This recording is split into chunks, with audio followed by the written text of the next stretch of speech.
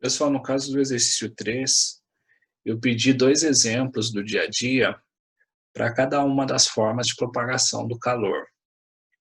Então, a gente sabe que o calor ele se propaga através de três processos: a condução, a convecção e a irradiação térmica. E, no caso, existem vários exemplos que vocês poderiam colocar aqui para cada uma delas. Eu vou dar algumas sugestões no livro, provavelmente vocês puderam observar outros, ok? Mas a ideia é a seguinte: no caso da condução, a gente poderia citar, por exemplo, aquela ideia de uma panela sendo aquecida, ou, de repente, uma pessoa segurando uma garrafa d'água gelada, por exemplo. Tá? Aqui eu citei o fato da garrafa estar gelada simplesmente para dar essa diferença maior de temperatura, mas independente do valor da temperatura da garrafa d'água, a partir do momento que você segura a garrafa, a troca de calor vai acontecer ali por condução, ok? Claro que se a temperatura não é tão diferente assim, né, da sua mão para a garrafa, esse processo ele ocorre de uma maneira, digamos assim, menos intensa, ok? E aí lembrar que no caso da condução térmica, você sempre tem ali essa necessidade do contato, esse contato direto entre os corpos que vão trocar calor. Então, por exemplo, pega a panela, né? Quem é a fonte de calor para essa panela? A fonte de calor é a chama do fogão. Então, eu preciso desse contato direto entre a chama do fogão e o fundo da panela, para que o aquecimento ocorra de uma forma mais rápida. E aí lembrando que o material, nesse caso, faz toda a diferença.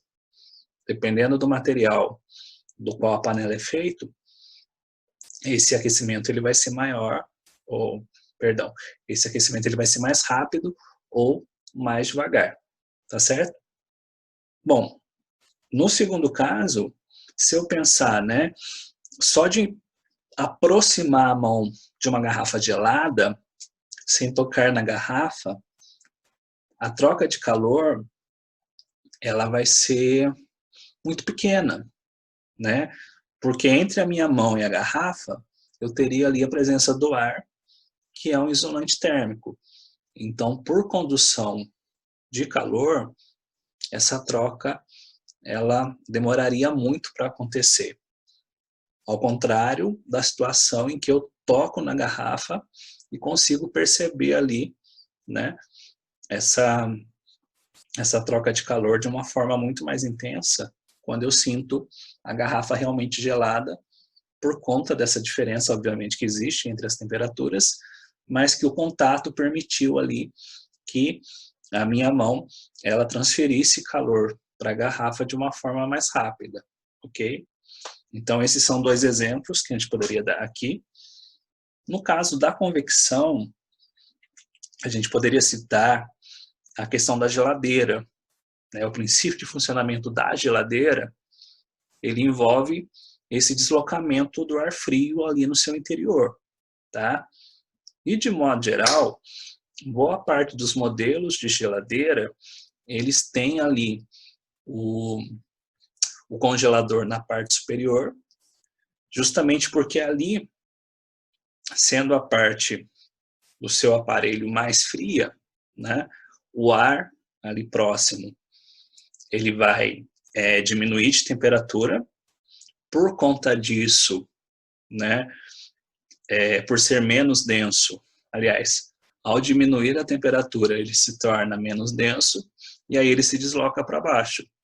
Ao se deslocar para baixo, ele dá lugar para que o ar quente suba e possa ser resfriado lá próximo ao congelador.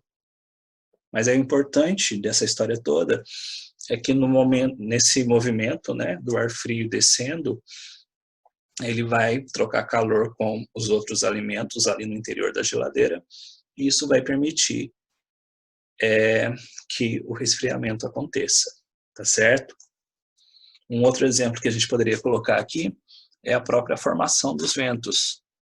Considerando o fato de que as regiões do nosso planeta elas são aquecidas de formas diferentes, isso acaba criando condições para que você tenha esse deslocamento de ar, né?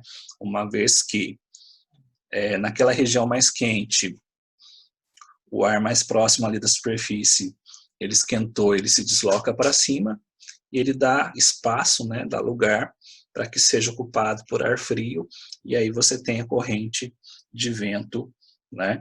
No caso, as correntes de convecção se formando ali também, tá?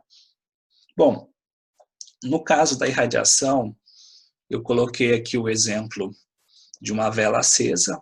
Se eu aproximo a mão dessa vela, a maior parte da troca de calor que vai acontecer ali será por irradiação, certo?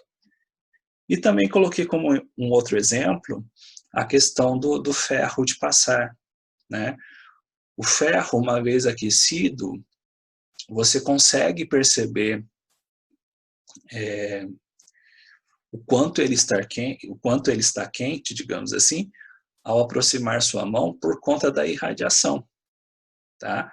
Nesse caso, obviamente, você não vai tocar o ferro. Se você tocasse o ferro, a troca de calor seria por condução térmica, mas não é o caso, você apenas aproximou a mão ali, né? O ar entre a sua mão e o ferro, ele é um isolante térmico, portanto, ele não transmitiria esse calor de uma forma rápida. E da mesma maneira, embora eu poderia pensar na convecção aqui, lembrar que a convecção ela envolve um movimento de ar quente para cima, ar frio para baixo. É diferente se você pensar nessa aproximação da sua mão ali, né? Não tem como haver essa troca de calor considerando a convecção, porque você necessitaria, no caso, de um movimento na horizontal, digamos, tá? E não é o que está acontecendo ali, ok? Então, esses são alguns exemplos. Como eu falei, existem outros, e aí isso pode variar de uma resposta para outra, considerando aquilo que vocês imaginaram. Tá joia?